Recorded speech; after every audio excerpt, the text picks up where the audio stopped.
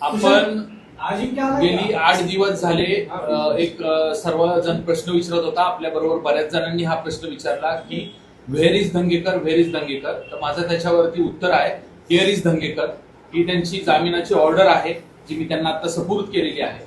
Swargate police station येथे जो एक बनावट आणि खोटा गुन्हा दाखल केला होता ज्याच्यामध्ये रवींद्र दंगेकरांचा मी वारंवार सांगितलं की कुठलाही डायरेक्ट इनडायरेक्ट कुठलाही संबंध नव्हता, तरी सुद्धा त्यांना त्याच्यामध्ये आरोपी केलं गेलं होतं आणि आरोपी केल्यानंतर त्यांच्या पत्नीसह त्यांना आरोपी केलं होतं. परंतु सगळ्या बाजू आम्ही कोर्टात कायदेशीर मांडल्यानंतर काल न्यायालयाने त्यांना काही अटी शर्तींवरती सशर्त हा अटकपूर्व जामीन मंजूर केलेला आहे. त्याच्यामुळे आता जे काही स्वतः भाऊ आलेले आहेत तर ते आपल्याला सगळ्या प्रश्नांची उत्तरं ते स्वतः देतील. अटी काय काय घातलेले ते सांगा. अटी काय अटी जी आहे ते आठवड्यातून एकदा पोलीस स्टेशनला हजेरी द्यायला वगैरे लावलेली अशी किरकोळ अटी आहे.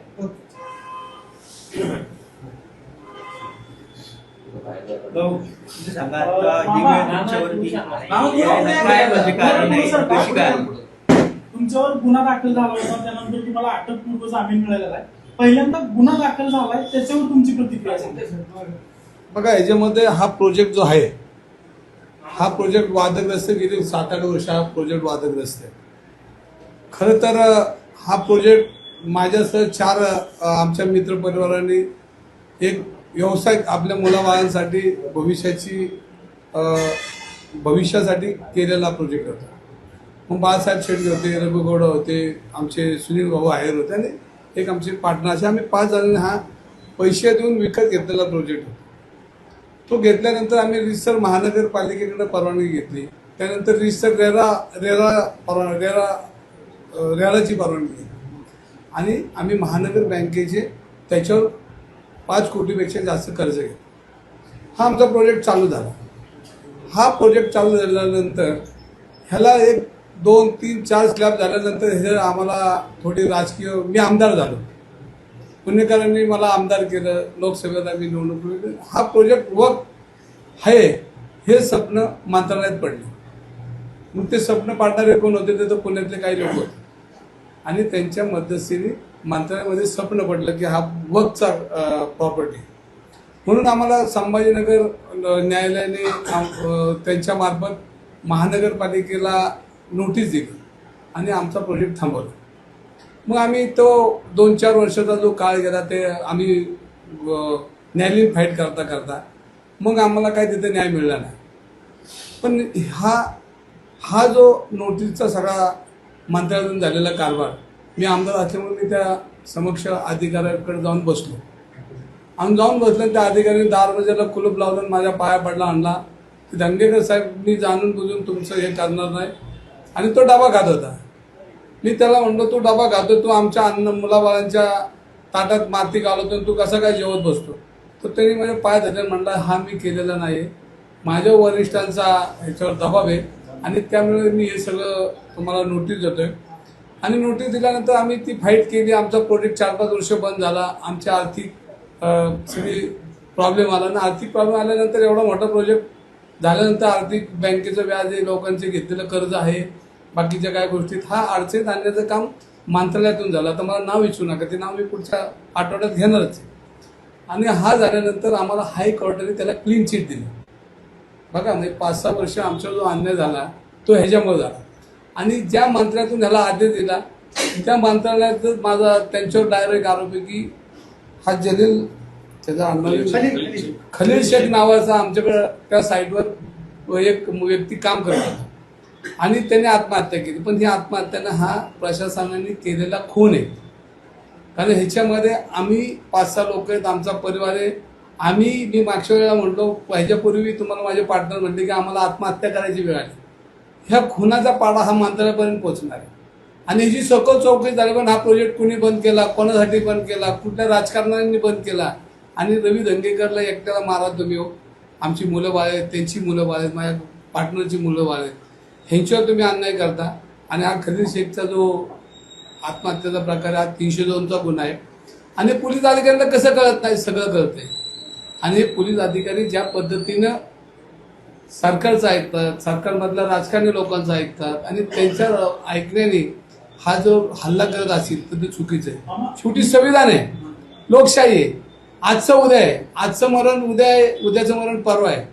आणि ह्याच्यामध्ये ज्यांनी ज्यांनी चुकीचं काम केलं त्यांना भविष्यामध्ये शेवटी दंगेकर आहे. तुम्ही आमच्या बायका पोरांच्या डोळ्यातलं पाणी आणलं तर आम्ही तुम्हाला सोडणार नाही, हे नक्की. हे तर दे आणि घे, हे तर होणारच. मग तुम्ही खलील शेख यांच्या आत्महत्या नसून कोण आहे असं म्हणताय, नेमकं काय सांगायचं तुम्हाला? नाही, याच्यामध्ये तुम्हाला माहिती आहे की मागच्या लोकसभा असेल, विधानसभामध्ये असेल, तुमची काही लोक तिकडे गेली होती. माझी निवडणूक आली की तुम्हाला वक्फ जागा आवडती, वक्फ आवडतो किंवा वक्फची जागा आवडती. बरोबर, मला एकही मुस्लिम समाजाने विरोध नाही केला. वक्फची जागा मी घेतलेला विरोध कोण करताय, तर माझे विरोधक करतात. मी ज्यांच्या विरोधात निवडणूक लढवली ते करतात. आणि मग ही लोक कोण पाठवतो, कोणाचा मामाचा पोरगा जातो, कोणाच्या बहिणीचा पोरगा जातो, कोण जातो, हे सगळे जगाला माहिती आहे. आणि कोण करते हे तुम्हाला आणि मला बी माहिती आहे.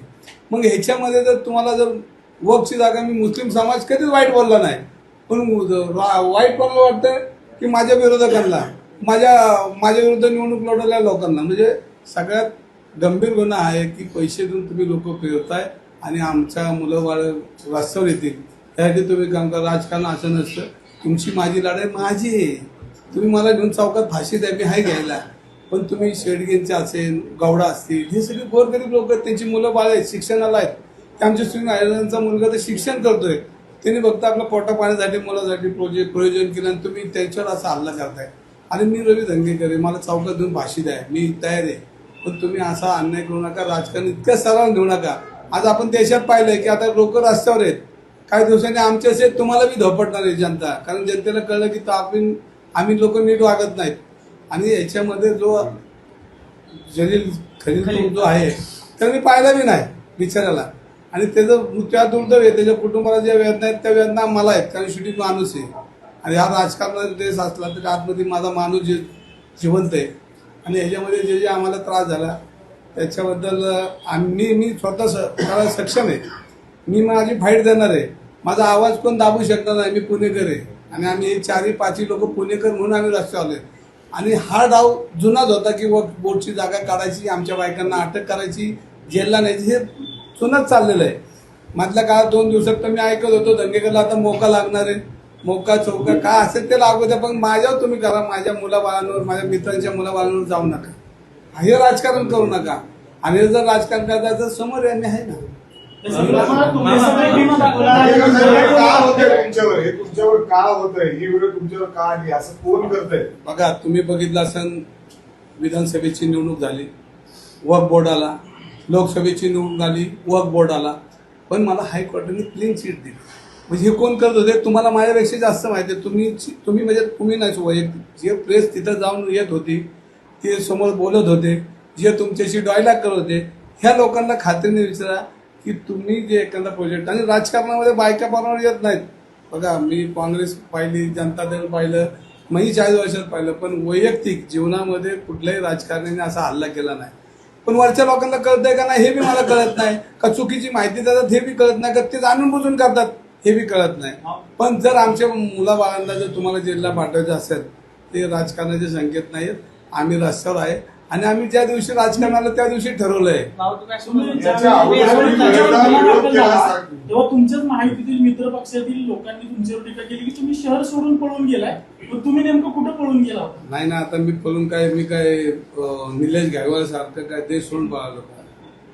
पुण्यातच होतो आणि पुण्यात असलो तरी मी काय पळून जाणार नाहीये. तुम्हाला परत एकदा सांगतो, मी 2-3 गोष्टी सांगतो की काय गुन्हेगार, काय पोलीस अधिकारी, काय राजकारणी संगत मताने माझ्यावर कुणी हल्ला होणार आहे किंवा मला काहीतरी होणार हे नक्की. आणि त्याची तयारी मी पूर्वी बोललो, आजही बोललो. काय पोलीस अधिकारी, काय राजकारणी आणि काय गुन्हेगार आणि काय बिल्डर लॉबी आणि काय लोक हे ड्रग्सचा व्यवसाय करणार, ड्रग्सचा व्यवसाय करणार, ही सगळी एकत्र आलेली लॉबी. आणि ही लॉबी मला घात करणार हे नक्की. मला आज ना उद्या याच्यासमोर जावं लागणार आहे. मला एक तर गोळी बसणार आहे, नाही तर एक तर जेल तरी जावं लागणार आहे, नाही तर खोट्या नाट्या अशा काही तक्रारी घेऊन काय पोलीस लोकांना अधिकाऱ्यांना हाताशी धरून माझ्यावर गुन्हे व्यवस्थित दाखल होणार. ह्याची तयारी आहे माझी.